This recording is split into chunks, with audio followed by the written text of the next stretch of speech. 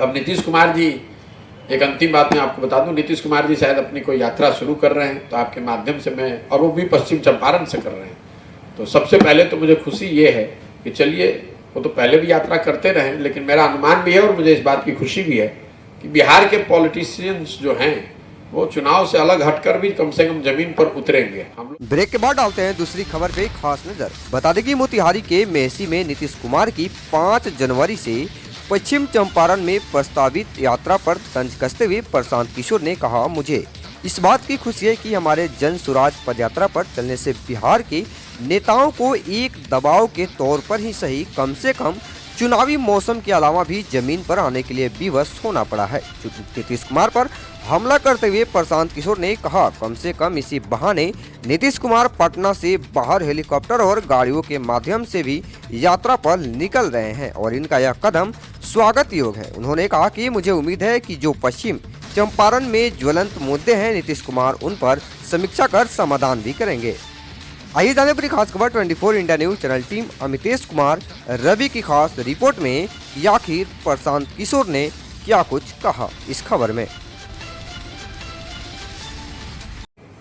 अब नीतीश कुमार जी, एक अंतिम बात मैं आपको बता दूं, नीतीश कुमार जी शायद अपनी कोई यात्रा शुरू कर रहे हैं, तो आपके माध्यम से मैं, और वो भी पश्चिम चंपारण से कर रहे हैं,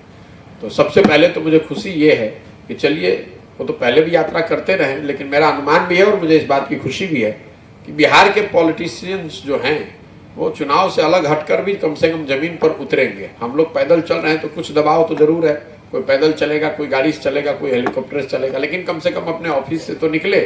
तो ये खुशी की बात है। मैं स्वागत करता हूं कि नीतीश कुमार आ रहे हैं और वो पैदल ये कुछ अपनी यात्रा शुरू कर रहे हैं। पैदल तो नहीं चलेंगे, गाड़ी या हेलीकॉप्टर से चलेंगे।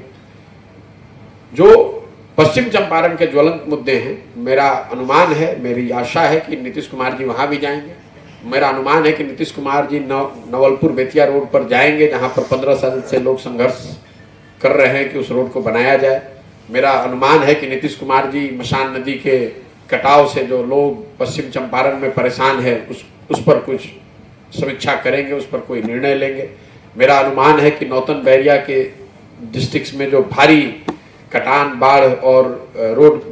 के हालात हैं उस पर नीतीश कुमार जी कुछ बोलेंगे। जिस वाल्मीकि नगर से वो हमेशा शुरुआत करते हैं यात्रा की, मेरा अनुमान है, मेरी आशा है